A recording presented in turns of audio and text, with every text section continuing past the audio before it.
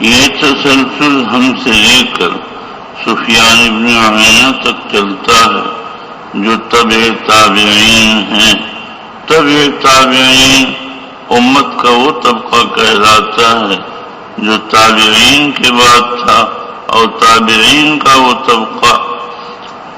تابعین کے نام سے وہ طبقہ مشہور ہے جو صحابہ کے بعد تھا، اور صحابہ وہ لوگ ہیں جنہوں نے نبی اکرم صلی اللہ علیہ وسلم کی صحبت پائی ہے،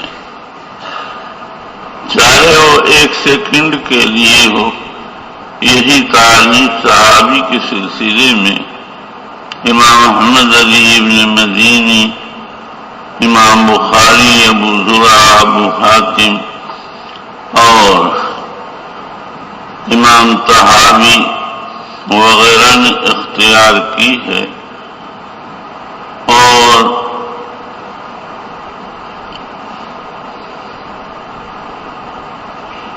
اس تعریف پر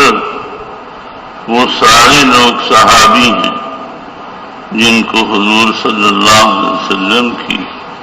ایمان کے ساتھ زیارت ہوئی اور ان کی ایمان پر وفات ہو گئی۔ آپ کی صحبت مبارکہ میں ایسی تاثیر تھی کہ جو وہاں بیٹھ جاتا تھا ایمان، یقین اور صدق کے ساتھ، اس کے قلب کی اور روح کی ایسی صفائی ہو جاتی تھی جو زندگی بھر کی عبادت کے ساتھ غیر صحابی کو نصیب نہیں ہو سکتی۔ اور اس کی وجہ یہ ہے کہ حضور صلی اللہ علیہ وسلم کی صحبت میں ایک ایسی نورانی تجلیہ کی کیفیت تھی کہ جو آپ کے پاس بیٹھ جاتا تھا اس کا اندرون نہایت مصفا مجلہ ہو جاتا تھا، جو 1000 سال کے مجاہدے کے بعد غیر صحابی کو نصیب نہیں ہوتا۔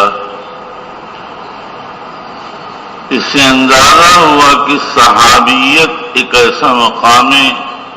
رفیع ہے جو کسی اور کو حاصل نہیں ہوتا ہے، اور یہیں سے بات سمجھ میں آتی ہے کہ اس عالی مرتبہ طبقہ کا ایسا اکرام ہونا چاہیے جس کے بعد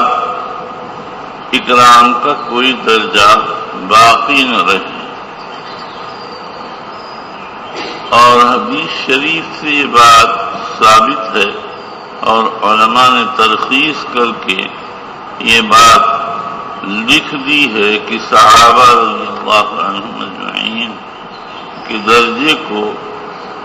چاہے وہ ایک سیکنڈ کی صحبت پائے ہوئے ہوں کسی اور کو نصیب نہیں ہو سکتی ہے۔ اس لیے ان کا اکرام کیا جائے، ان کا احترام کیا جائے، ان پر تبصرے نہ کیے جائے، ان کے باہمی مشاجرات کے سلسلے میں زبان بند رکھی جائے۔ باوصف صحابیت وہ انسان تھے، ان میں انسانی خصائل اور اخلاق موجود تھے، کبھی کبھی اس کا ظہور ہوتا تھا، لیکن ان کو صحبت کا جو عالی مقام نصیب تھا اس کی وجہ سے ان خصائل کا جو ان سے ظہور ہوتا تھا وہ پھر مٹ کر ختم ہو جاتا تھا۔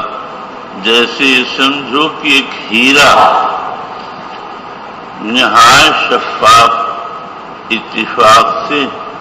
ہیرے کے مالک نے اس کو ایسی جگہ رکھ دیا جہاں گرد و غبار پڑ گیا